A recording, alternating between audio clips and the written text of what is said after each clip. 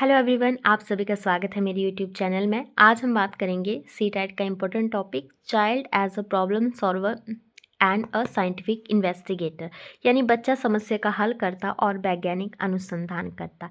ये revision video रहेगी, सो आपको अच्छे से समझ आ जाएगा। बच्चा एक समस्या का हल करने वाला बोला गया है। सबसे पहले देखिए, बौद्धिक विकास के मुख्य तत्वों में सोचना, क्या क्या आएगा बौद्धिक विकास में? सोचना, तर्क करना, चिंतन प्रमुख रूप में आते हैं। समस्या एक ऐसा कारक है जो प्रयास को क्या करता है? उत्तेजित। और बच्चा लक्ष्य तक पहुंचने के लिए समस्या के हल के लिए प्रयासरत है। देखिए, अपनी ही लाइफ से हम इसको रिलेट कर सकते हैं कि हम क्या करते हैं, हमारी लाइफ में कितनी सारी प्रॉब्लम आती है, लेकिन हम उसको सॉल्व करते हैं। और उसके लिए हमें क्या क्या करना पड़ता है? सोचना पड़ता है, तर्क करना पड़ता है, या कई बार हमें कोई डिसीजन भी लेना पड़ता है, तो वो भी एक समस्या ही होती है। तो उसके लिए हम सोचते हैं, तर्क करते हैं। इस तरह से हम समझ सकते हैं इसको। अब कुछ फैक्ट हैं जो कि स्किनर के अनुसार समस्या हल लक्ष्य की प्राप्ति में रुकावट डालने वाली मुश्किलों पर विजय प्राप्त करने की प्रक्रिया है। ऑब्वियसली से क्या है समस्या हल? कि हम जो भी हमारे लाइफ में प्रॉब्लम आती है या हमारा लक्ष्य है, उसमें जो भी रुकावट आती है हम उनको दूर करके अपने लिए सक्सेस ले लेते हैं, तो वो क्या है? समस्या हल। उपरोक्त आधार पर हम कह सकते हैं कि समस्या हल करने में बच्चा तर्क चिंतन का प्रयोग करता है। समझिए आगे आपको, और समय का प्रयोग करता है। समय तो लगेगा ही ना। इसमें गंभीरता भी अहम तत्व है जो बच्चे की कोशिश में बदलाव लाती है।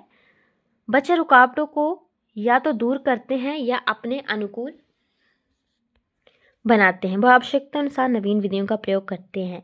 उनके द्वारा दिए गए समस्या हल के व्यवहार को उनकी आयु, दशा और दिशाएं भी प्रभावित करती हैं। अब हम स्टेप्स की बात करेंगे, तो सबसे पहले थोड़ा सा आप जान लें कि मनोवैज्ञानिकों ने समस्या हल के 3 स्टेप बताए हैं: रेडीनेस, प्रेजेंटेशन एंड इवैल्यूएशन। अब इम्पोर्टेंट चीज़ के ऊपर आएंगे हम यहाँ पे। देखिए, मनोवैज्ञानिक जॉन ब्रॉन्सफोर्ड और बेरिस्टीन ने 5 चरणों की व्याख्या की है, जिसे आइडियल से संबोधित किया जाता है। तो कैसे करेंगे हम आइडियल, यानी लर्न करने के लिए एक तरह से आप ट्रिक समझ सकते हैं। फर्स्ट है आई से आइडेंटिफाई द प्रॉब्लम। सेकंड है definition and representation. Third, exploring possible strategies. Fourth, ए से एक्टिंग अदर स्ट्रेटजीज। लास्ट है looking back and evaluating the effect on one. देखिए, आइडेंटिफाई द प्रॉब्लम, पहले समस्या को पहचानना कि समस्या है क्या। फिर डिफाइनिटी एंड रिप्रेजेंट, उसको परिभाषित करना, मतलब उसको समझना कि अपने वर्ड्स में कि हाँ ये प्रॉब्लम है, इस तरह की, उसे कैसे सॉल्यूशन करेंगे। नेक्स्ट है एक्सप्लोरिंग पॉसिबल स्ट्रेटजी, उसके लिए फिर हमने तकनीकें कौन सी टेक्निक से उसको सॉल्व की जाए वो देखना है। नेक्स्ट है एक्टिंग अदर स्ट्रेटजीज, अब उसके ऊपर कार्य करना है। फिर पीछे देखना है, लुकिंग बैक, सारी प्रॉब्लम को समझना है, टेक्निक का यूज़ करना है कि उसका इफेक्ट क्या पड़ेगा। तो ये स्टेप्स थे। अब समस्या हल की कुछ विधियाँ तो आप देख सकते हैं। अंतर्दृष्टि विधि है, इसका अर्थ है क्या? इंट्रोस्पेक्शन मेथड, हम एकाग्रचित होकर सोचेंगे तो इसका प्रयोग तो उस स्तर के व्यक्ति ही कर सकते हैं, छोटा बच्चा इंट्रोस्पेक्शन नहीं कर सकता है।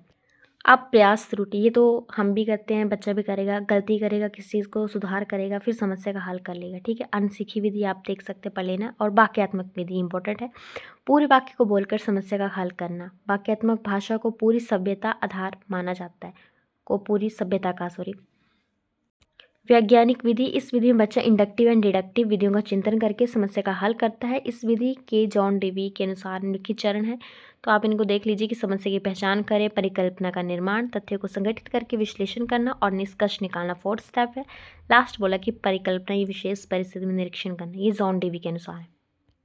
अब यहाँ इंपॉर्टेंट है कि समस्या समाधान में टीचर का क्या रोल है। तो समस्या समाधान करना तथा विद्यार्थियों को समस्या के लिए, मतलब उसको सुलझाने के लिए एक तरह से इनकरेज करना है।